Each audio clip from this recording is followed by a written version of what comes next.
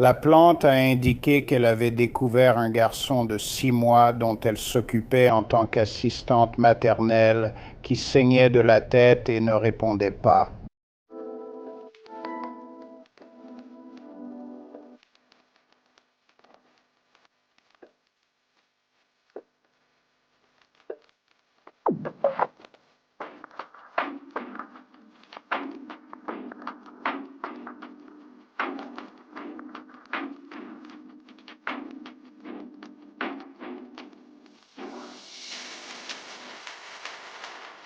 Bienvenue ou bon retour et merci d'être ici. Je suis Cassie et voici A Wicked World.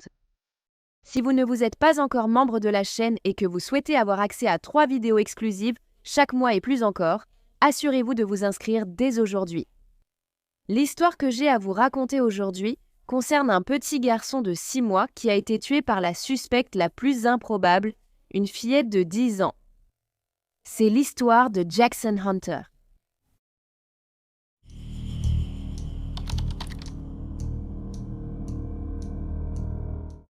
Jackson Robert Hunter est né le 6 avril 2018 à Chippewa Falls, dans le Wisconsin, de sa mère, Stephanie Hunter, et de son père, Nathan Liddell. On disait que Jackson était un bébé heureux, souriant et plein de vie. Il était presque jamais grognon et adorait gigoter et bouger partout. Jackson adorait regarder les Vikings de la NFL jouer à la télévision chaque dimanche avec son père. Le petit garçon avait aussi une grande sœur qu'il adorait côtoyer. Nathan et Stephanie se sont séparés pendant la grossesse de Stephanie. Une fois qu'il est né, Stephanie avait la garde principale et Nathan voyait son fils un jour par semaine, bien qu'on disait que le père essayait d'obtenir plus de droits de visite. J'ai attendu 37 ans pour avoir mon propre petit garçon. J'ai eu énormément de chance parce qu'il ne pleurait pas. Il ne pleurait pas, pas de caprice. C'était des sourires heureux tout le temps.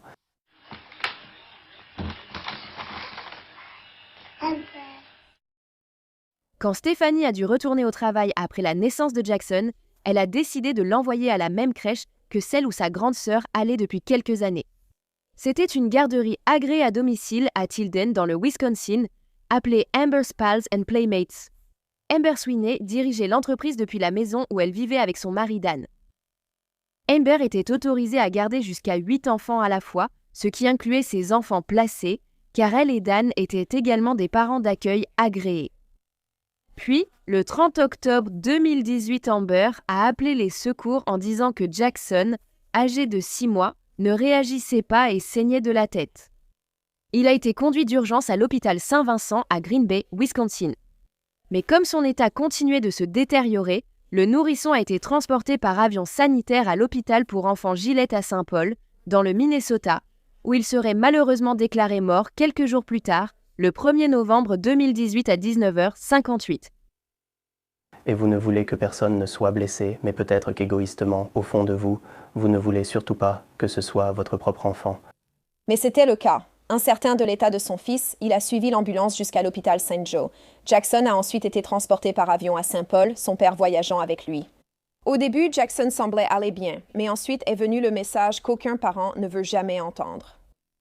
Ils avaient mentionné « Qu'allons-nous faire si son cœur s'arrête ?» Et cela m'a complètement pris au dépourvu. J'avais envoyé quelques messages à la famille pour les informer que Jackson ne va pas s'en sortir. Je me souviens que on s'est effondré là-haut. Je vais très mal. Ah. Oui, ça m'a vraiment fait un choc. Le bébé de 6 mois a été retrouvé avec de graves traumatismes crâniens non accidentels. Il avait de multiples fractures du crâne et aussi ce qui semblait être au moins une empreinte de chaussure sur le côté de sa tête. Il semblait que Jackson avait été piétiné et assassiné. Par conséquent, la police a été appelée et une enquête sur sa mort a été lancée. Plus tard dans l'après-midi, le service du shérif a reçu un appel du personnel médical d'un médecin qui a indiqué qu'il pensait que les blessures subies par le garçon de 6 mois n'étaient pas accidentelles. Les enquêteurs ont interrogé Amber, la propriétaire de la garderie, qui a dit avoir couché Jackson pour la sieste. Ensuite, elle et les autres enfants sont sortis pour qu'il y ait un minimum de bruit afin qu'ils puissent se reposer. Pendant qu'ils étaient dans la cour, Amber soufflait les feuilles et les enfants jouaient.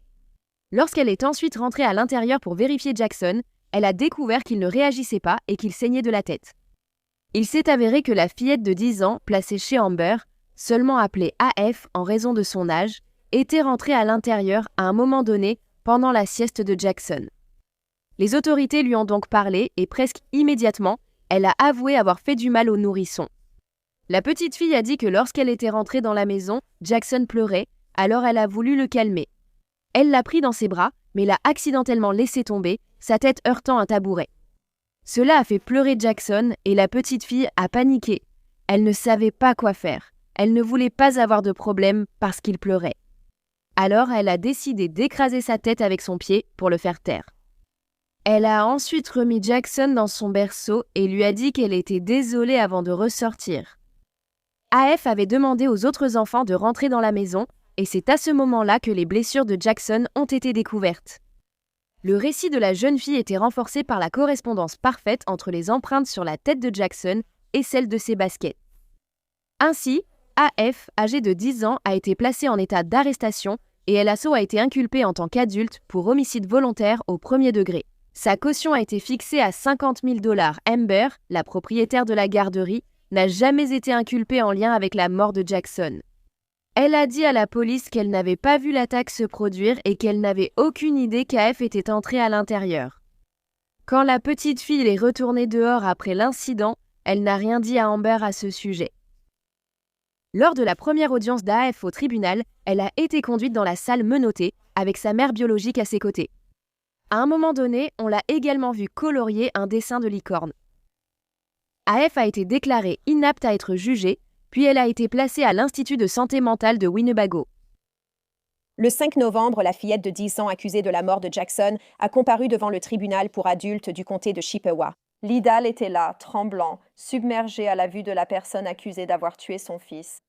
Au lieu de la voir comme une fillette de 10 ans, je la vois comme la personne qui a tué mon fils. Et elle, à mon avis, va le mériter d'être enchaînée ou menottée. C'est une criminelle. Il a regardé la fille sangloter alors qu'elle était emmenée en menottes, avec un seul objectif en tête, la forcer à le voir. Je suis sûr de l'avoir fait.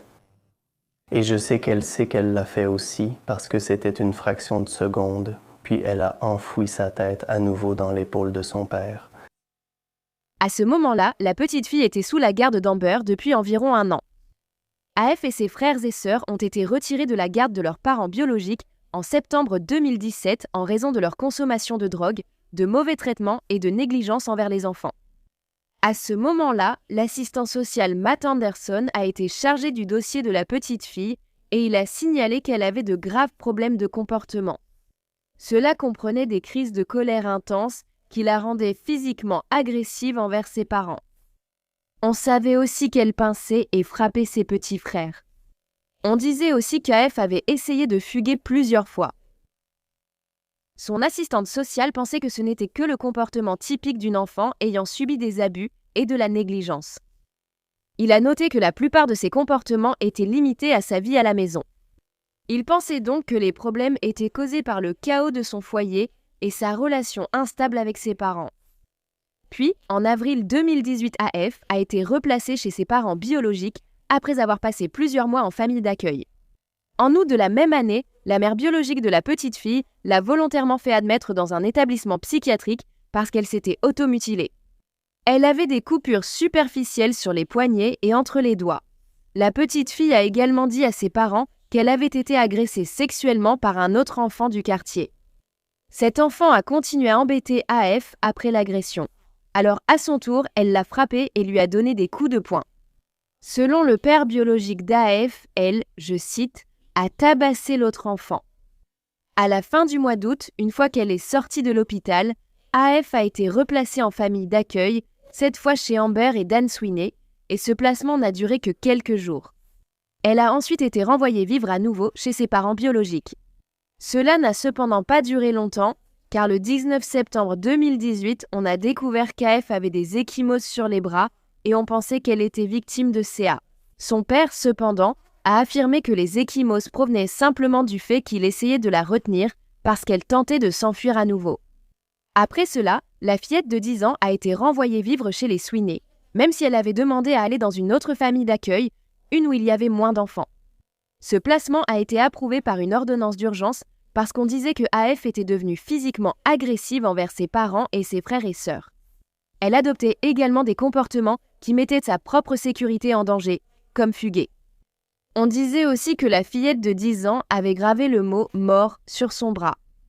Mais pendant le séjour d'AF chez Amber et Dan, ils ont dit qu'ils n'avaient remarqué aucun de ces problèmes de comportement. La jeune fille a même suivi une thérapie pendant qu'elle était sous leur garde et a dit à la thérapeute qu'elle n'était ni homicidaire ni suicidaire. Cependant, les parents d'accueil ont affirmé qu'ils n'avaient jamais été informés du passé de la jeune fille. La mère de Jackson, Stephanie, avait déjà rencontré AF par le passé et elle pensait que tout allait bien. Elle a remarqué que la jeune fille tenait bien son fils dans ses bras et aimait aussi jouer avec lui. La mère d'AF s'est exprimée publiquement et a déclaré que sa fille lui avait dit que la mort de Jackson était simplement un accident et elle l'a cru.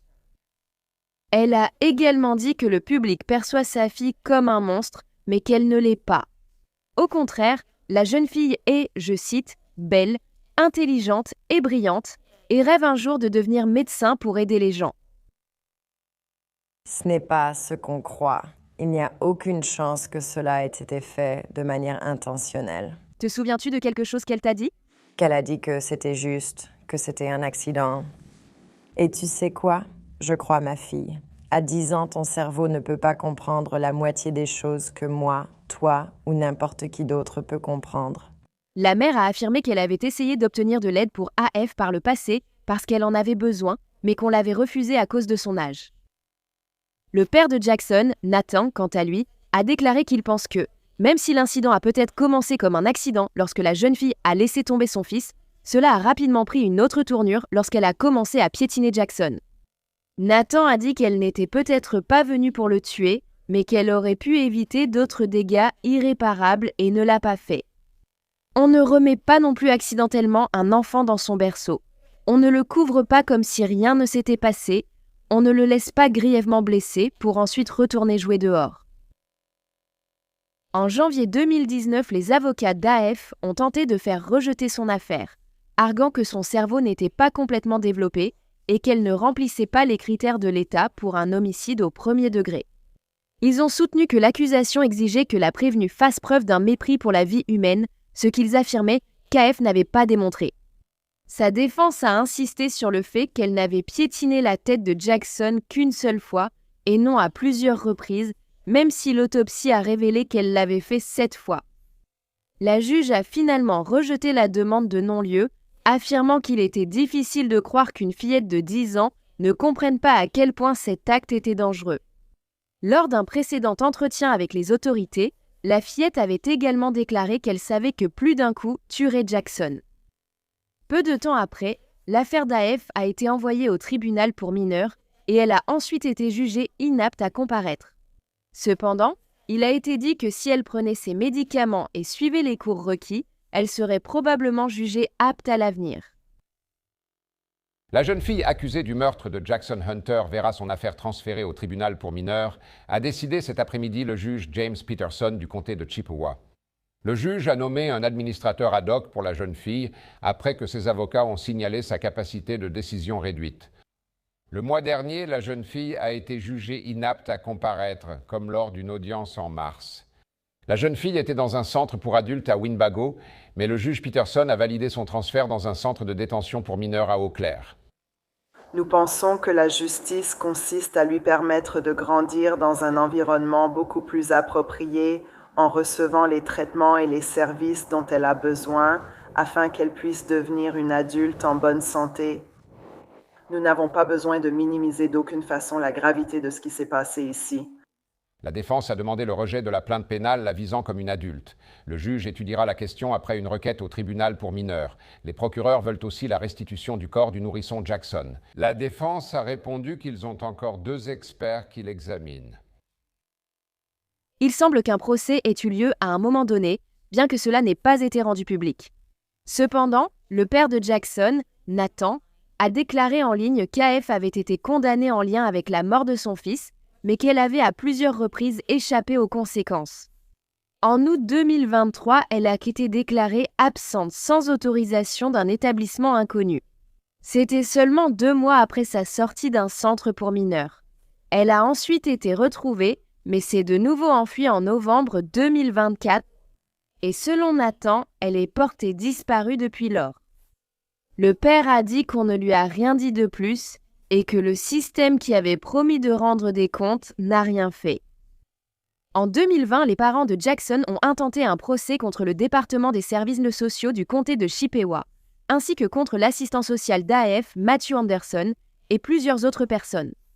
Les parents estiment que ces responsables gouvernementaux sont ceux qui ont placé le garçon de 10 ans chez les Sweeney, le privant ainsi de ses droits. Les parents ont déposé une action en justice pour dommages corporels contre les services sociaux, leur directrice, la coordinatrice du placement familial et 2 travailleurs sociaux ou assistants familiaux non identifiés. La plainte indique que les défendeurs savaient que la fillette de 10 ans avait des antécédents de troubles du comportement, de problèmes émotionnels et de colère, mais n'ont pas prévenu la mère d'accueil ni les parents de la garderie. La plainte ne précise pas le montant réclamé, mais elle demande qu'un jury entende l'affaire. Aucune date d'audience n'a été fixée. Cependant, si la mère et le père de Jackson gagnaient ce procès, cela signifierait que les services de protection de l'enfance ne pourraient plus placer des enfants en difficulté dans des familles d'accueil où il y a d'autres enfants. Cela voudrait dire qu'ils perdraient beaucoup d'argent. Par conséquent, en mars 2022, un juge fédéral a rejeté la plainte, affirmant qu'il n'y avait aucune indication que la fille était violente ou représentait un risque pour les autres enfants à la garderie. Il a également déclaré qu'il n'était pas prévisible que la mère d'accueil laisserait la fille sans surveillance ou que la fille ferait accidentellement tomber Jackson, puis l'écraserait du pied. Le père de Jackson, Nathan, a déclaré qu'il était frustré et déçu par le résultat et qu'il envisage probablement de faire appel. Nathan a créé une organisation à but non lucratif en mémoire de son fils appelée Win4Jax, qui aide les enfants victimes de crimes à obtenir des mémoriaux ou des monuments en leur honneur. La cérémonie en hommage à Jackson a eu lieu le 10 novembre 2018 au funérarium Harran à Chippewa Falls, dans le Wisconsin.